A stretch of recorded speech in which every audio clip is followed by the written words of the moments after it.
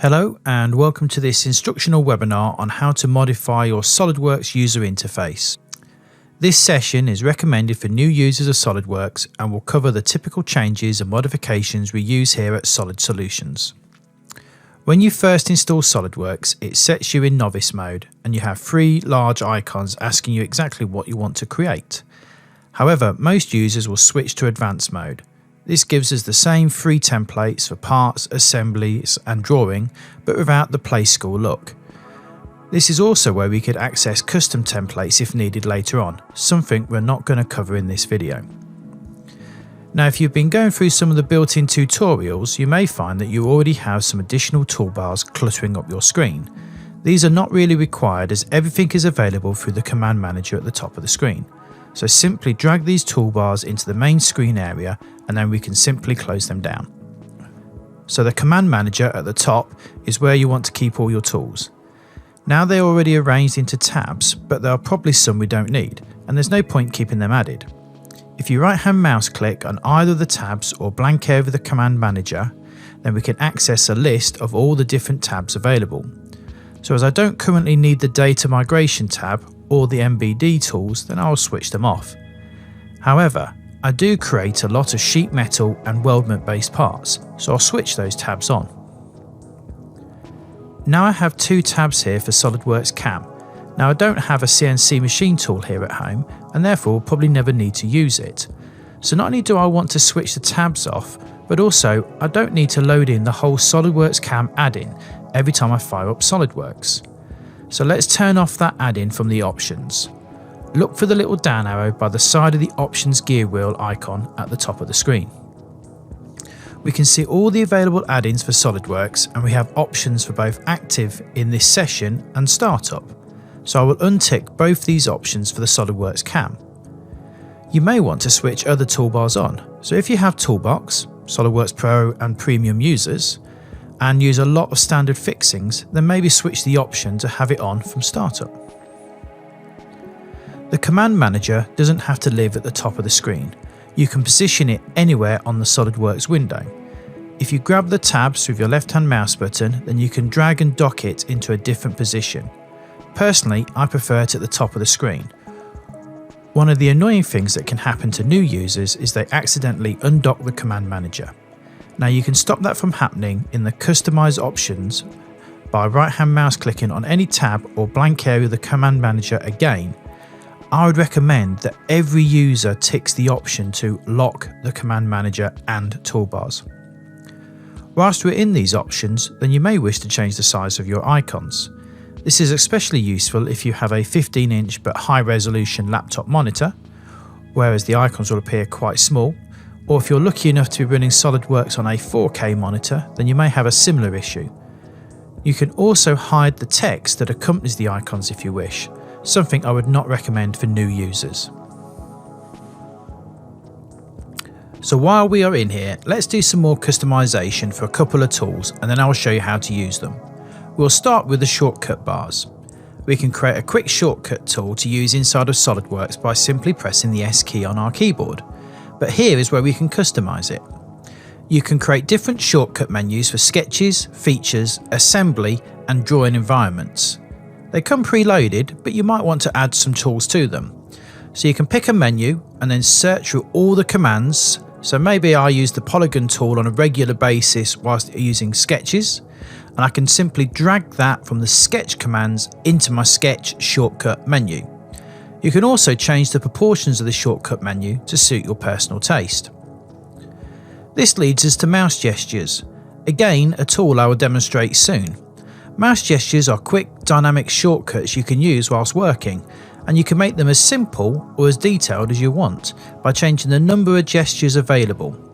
You can have up to 12 individual gestures, but I would recommend only 4 to begin with. They are similar to the shortcut menus in that you can have different commands in sketch, feature, assembly and drawing environments. However, I prefer to have mine all the same. You can search the commands and once found, simply drag it into an appropriate slot on the mouse wheel. So in this case, I will search for a shortcut toolbar and drag that into the lower position. I like all 4 wheels to be the same, so I can simply copy that shortcut by holding Ctrl on the keyboard and dragging it into the same position on the other wheels. Something that you use frequently in SOLIDWORKS is the escape key. This is to cancel out a different command. So a quick search and then I can drag and drop it into the right hand slot. In a similar way, I use normal to quite often. So a quick search for normal, and again I can drag that into the wheel where I want. That leaves me one space left. Now I don't use it that often, but I find planes can clutter up my workspace. So how about view planes to quickly turn them on and off? Okay, let's show you these tools in action. I begin with the shortcut toolbar. If you press S on the keyboard, then it will pop up with the appropriate shortcut tools depending on what you're doing in SOLIDWORKS at the time. In this case, it pops up with the feature tools directly under my mouse, so I can simply click Extruded Boss Base and then pick a reference plane to get started. Now in a sketch environment, if I hit S again, then this time I get the sketch shortcuts. So rather than moving my mouse up and down from the command manager to choose the rectangle tool, I can do it here directly below my mouse. Now I'm not going to win any modelling prizes here, but I'll repeat the method to create a circle. So S key, then select sketch circle and then draw it. S key again and then a smart dimension. If we then close down the sketch, we can simply extrude this and give it a dimension. Now let's add to this simple model but use mouse gestures instead. To access the mouse gestures, you need to hold down the right hand mouse button and drag your mouse slowly in any direction. If you do this slowly enough, then you will see the mouse gesture wheel. Again, this would normally be different in the 4 modes we have discussed, but with my setup it remains the same. You then move your mouse to the appropriate icon and release the right hand mouse button. By dragging and releasing on the shortcut icon, I have the same commands we used earlier, so I can pick extrude again. Now I like to sketch directly normal to the screen, so holding down my right hand mouse button again and I will select the normal to shortcut that I added to my mouse gestures. Once you get the hang of it, you don't actually need to see the wheel, so you can simply flick your mouse in the downwards direction to access the shortcut menu, which is the sketch one now as we are in the sketch environment. We can access the circle tool and repeat the process to add a smart dimension. We'll just finish off by closing down the sketch and giving this extrusion some depth as well. We'll finish by going through some of the colour options available for the overall display. These are in the system options under colours. We have 4 main settings for the background toolbar colours: light, medium light, medium and dark. I prefer the default light setting, but I know a lot of users who prefer to have the dark background. You can also tweak the general selection colours. The default is to highlight faces and edges in blue, but you can change that to either orange or green. In this case I've changed it to orange, but again I will swap this back to the default, which is also my preferred colour of blue. The main screen background can be changed in multiple places, so we'll have a look at the options here first. If you don't like the cloudy background, then you can choose your own image to have in the background. A gradient background with your choice of colour options, or just a plain colour. I like to keep my screen clean, so I'll set it to plain and pick white from the colour options.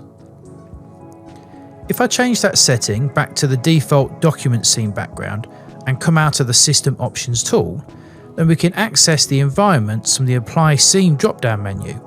For example, we can choose this rooftop scene to get a dark blue background, or go for something more fun with the urban option.